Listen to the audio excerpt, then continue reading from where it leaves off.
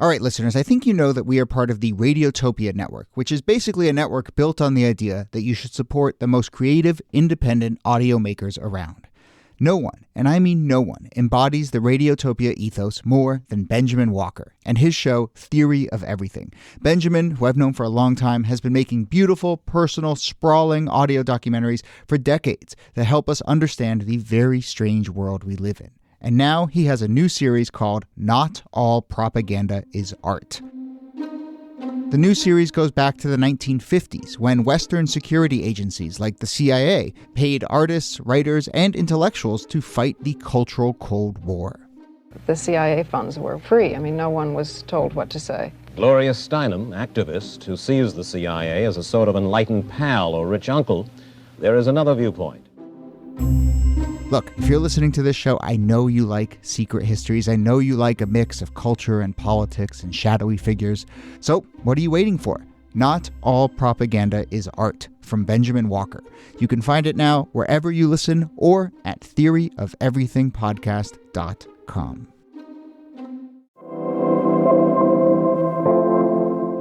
Hello and welcome to This Day in Esoteric Political History from Radiotopia. My name is Jody Avirgan. We continue with polling week here on the show as we head towards midterms week and the midterm elections themselves. Today, we revisit 1994, a very notable midterm election for a lot of reasons. It is one that produced a huge swing towards Republicans. Republicans had not held the House since 1954. The GOP picked up 54 House seats, 8 Senate seats, 10 governorships. It is an election that we've touched on a little bit on this show before. We did an episode about the contract with America, for instance. Today, we're going to look at it mostly from a polling perspective, the polling lessons learned from that election, and maybe we'll ask what constitutes a swing versus a wave versus a tsunami. I don't know what you want to call it. However else you want to characterize these results. Here to join us again for polling week, CNN's Harry Enten. Hello, Harry. Shalom, Jode. And with us, as always, is Nicole Hammer of Vanderbilt and Kelly Carter Jackson of Wellesley. Hello there. Hello, Jody. Hey there. So, Harry, why don't I ask the dumbest question first, which is one of my specialties. What is the difference between a swing election and a wave election and a shellacking, as Barack Obama once put it in 2010? I feel like we've had this debate before on the 538 podcast, but I don't know. There is no statistical definition. It's whatever the heck you want it to be. I think a wave, basically implies, and a shellacking implies that, one party blew the other party out, while, a swing election implies that the power went from one party to the other. Doesn't necessarily imply that one party won the previous election and a different party won the next one. It could perhaps just be that there was a big swing in the result, right? Maybe one time the Democrats won by 20 and the next time they won by 3 or 4. I don't think that there is much dispute, however, when it comes to 1994. It was a huge swing in terms of power. It's so difficult to imagine. But, Republicans had been kept out of power in the House of Representatives for 40 years prior to 1994. 40. Yeah. It's really hard to wrap your mind around. It is. That's crazy. Yeah. And this wave swing thing, I mean, it's an interesting thing that actually maybe you at CNN will have to figure out and parse, on election night this year, Harry. There was a little bit of a debate in 2018, I remember, do we call this a blue wave election? And just even the way that the results came in, people were like, oh, it looks like Democrats are making some gains here. And then the next morning it was like, oh, these are bigger than we thought. And we should call this a wave. We should call this a wave. All that is to say, I really think it's more than anything, it just shows how much the expectations game plays into all of this, right? And so maybe that's a place to also start, is kind of what were the expectations going into 1994? Because that's really where you measure then this notion of it being a big, massive wave, red wave election. This won't surprise anybody, any of you fine three folks, or any of your audience, but there are occasions in which I will watch C-SPAN clips in my free time. And I remember watching a clip of, I believe it was Charlie Cook of the Cook Political Report, sort of describing what he thought was going to happen in 1994, a few months from the election. And it did describe, Republicans doing well, but not to the degree that they ended up doing. And if you look at those final predictions, I believe Republicans needed a net gain of like 40 seats to take back the House, and they got 54, well more than they needed. And if you look at those final predictions, they was kind of like 50-50 on whether Republicans would take back the House. And if you look at one of, I think pollsters' favorite measures when it comes to the House, the generic congressional ballot, Gallup actually came pretty close to the mark, clearly showing Republicans well out in front. I think the final poll showed them up somewhere near 7 points, which is, I believe, what it was.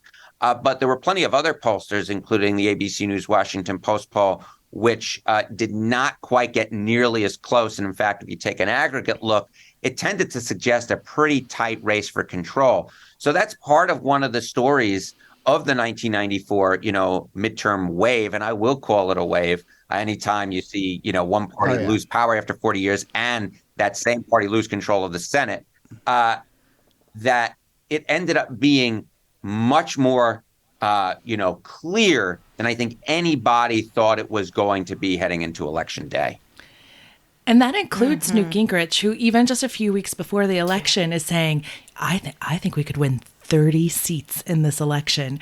And it makes you wonder to what extent expectations and history are weighing in on not just polling, but like how people are thinking about this election. Because at 40 years, it's kind of unthinkable that Republicans could retake the House in some ways, even though, it's that close fight that you're talking about. But the idea that they not only would take back power in the House, but they would take it by such a clear margin, like it was kind of impossible for some people to imagine. I think whenever something, what's the best predictor of tomorrow? It's what happened today. And, when you have that happen 365 times 40, that's a big thing. But I'm also reminded, and I'm going to butcher the quote from a favorite movie of mine, Coming to America, and that is, but it's tradition. But it's also tradition that times must do and must change. And this is, I think now, remember, Republicans held the House for an additional 12 years or for 12 years after the 94 elections. But now we've seen this kind of bounce back and forth. It's just a reminder that, we could enter another era in which one party is really the dominant party, at least in the House for a while. We don't necessarily know where politics is going to take us. And I think 94 is a good example and a good thing for us to keep in the back of our minds. I mean, I think in a lot of ways, it also shows like the danger of complacency, because I do think that the Democratic Party got very comfortable with having those kinds of stability within power, lead within power. And, one of the polls that made me literally laugh out loud was they asked people about President Clinton. And, one of sort of the negative polls against him was that no one could recall anything that he had done. And so it was like, and then the one thing that they sort of credited him for was actually the one thing that failed, which was healthcare.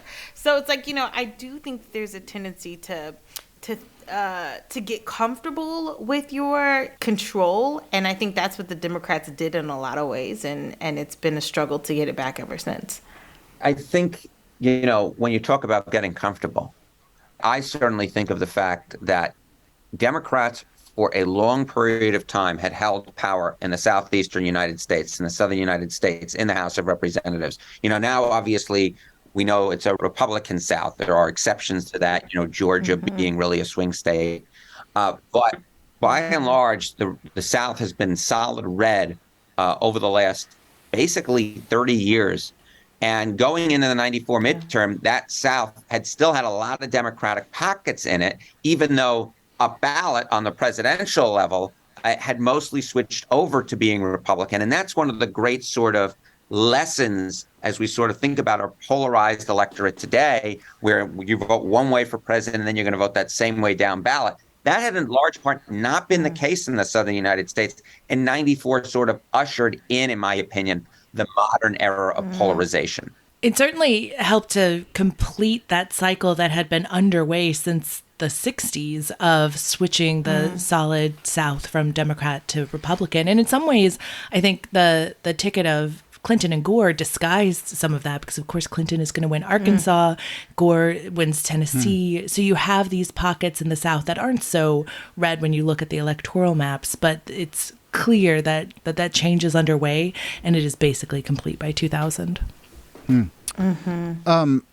When you look at the exit polling and the results of 1994, and you look at kind of where that wave came from and was powered by, a lot of the language is familiar. I mean, independents swung big towards Republicans. The suburbs, every election is the suburbs, right? But one thing that caught my eye was it was independents and men who were considered to be the sort of significant groups that shifted. And obviously now it feels like all we talk about are women as the sort of deciding vote and the sort of deciding demographic. But Harry, is there any? Am I off there? But is there something of note that this felt like it was an election powered by men in the suburbs, not women? We talk about gender gaps, right? And then we always assume it's because women, swung one way and men kind of were voting the same way that they were always voting.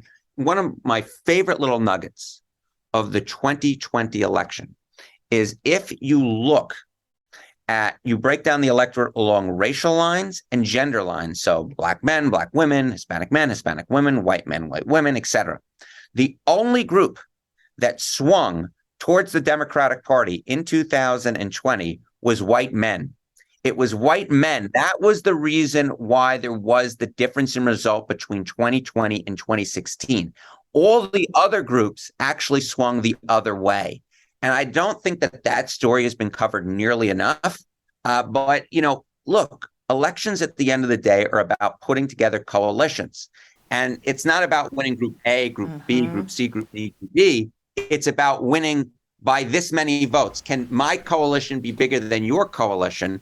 And in a nation in which we're 50-50, it's nice to win more groups, but I'd rather win more votes. It's interesting that in 1994, the kind of rhetorical narrative around the election was around this idea of the angry white male, and that was the political entity fueling that election. Well, 2 years later, it was soccer moms. So there was a big shift in how those were seen.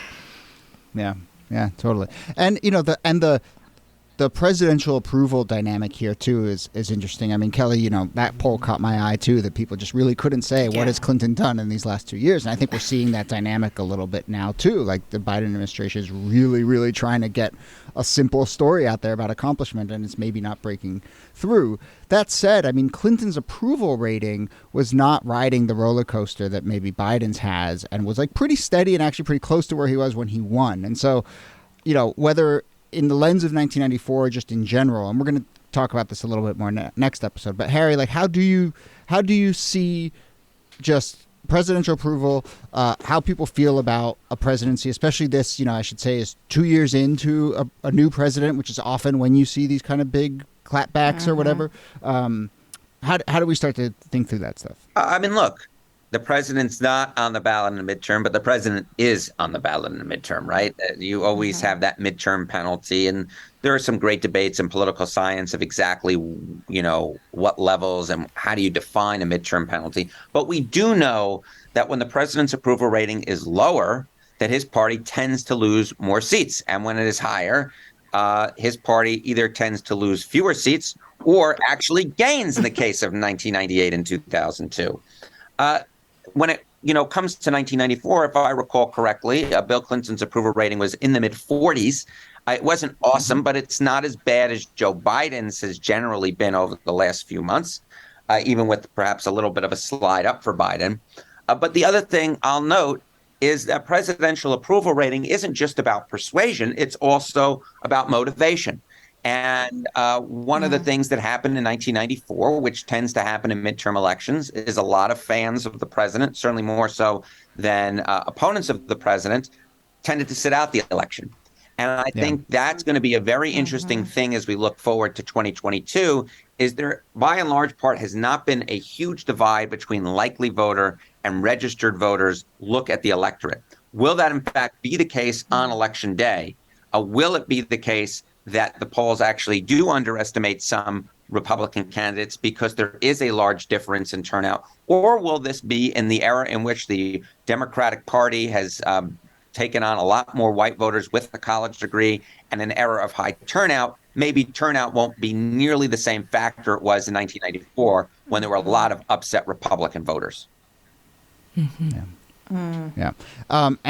And, you know, to sort of build on that, and there's something that I was reading about the 94 election, which might just get back to kind of how some of the terminology here can be so confusing and it's really hard to like parse. But, you know, there's this notion of a positive landslide versus a negative landslide, a positive landslide being one where, as you were saying, Harry, it's more about voters being fired up and coming out, and in this case in 94, Republican voters really coming out. And there's other landslides that are more characterized by who stayed home, right? And so that's another thing, you know, which demographic group, which coalition, which party's in power, and then also who's motivated and who's sort of unmotivated. All those things can factor and in. who's motivated by fear and who's motivated by like progressive change. Like I think those are two different ways of thinking about who decides to stay home and who decides to go in. Well, on that point, Harry, I mean, do midterms tend to skew one way or another? In midterms, are people voting for something or are they voting against something? They tend to be, you know, opposing the president. I mean, that's what they tend to be doing, right? It's, you know, it's the reaction. Look, there are going to be some candidates that people are voting for. You know, if you look at some of these Senate races, the Democratic candidates tend to be better liked by their own voters than the Republican voters are liked by theirs. And the Republicans tend to be say they're going to vote for the Republican candidate because he or she is not the other guy. But overall, midterm elections are about opposition to the incumbent party, not so much voting for someone as is generally the case in presidential elections, though obviously there have been a few presidential elections in recent history, most notably 2016, where both candidates were well underwater. And the reason that, you know, Donald Trump won in 2016 was because of the voters who disliked both him and Hillary Clinton. He won more than the lion's share. Well, that sets us up nicely for our third segment in polling week, which is going to be really about kind of like these fundamental forces, the generic ballot, opposition to a sitting president, all these kind of really, you know, underlying things and how much they really are the thing that dictates how a midterm especially is going to shake out. So we will do that next episode. One last thing, actually, to return to the blue wave, I'll just throw it out there. Blue wave makes sense to me, right? The ocean is blue. Red wave. I guess what a red wave. There's a red tide, which is the thing. There's a red tide. The Red Sea. Red Sea. I guess does it have waves? It's landlocked, right? It goes. We need a new metaphor. The Red Sea isn't landlocked. It goes into the. Am I wrong there? Indian Ocean. We're going to edit that out. But I'm just saying. We need a new metaphor. There should be a like blue wave, red storm, or something like that, right? It should be. They don't have to both be waves. John's. Is all I'm saying. Yeah, I don't know, like a sandstorm, a red dawn. I'm just spitballing here. Red dawn. But there's red dawn. There should be another word. I think of bloodshed. Okay, so a red wedding. A red wedding. There you go. All right. Well, Harry, that's just something for you and your colleagues at CNN to workshop between now and Election Day. Just consider it. Maybe try it out. We'll get when you're at the big board. Yeah. Okay. Harry Enten of CNN. Thanks as always. Thank you. Nicole Hemmer. Thanks to you. Thanks, Jody. And Kelly Carter Jackson. Thanks to you. My pleasure.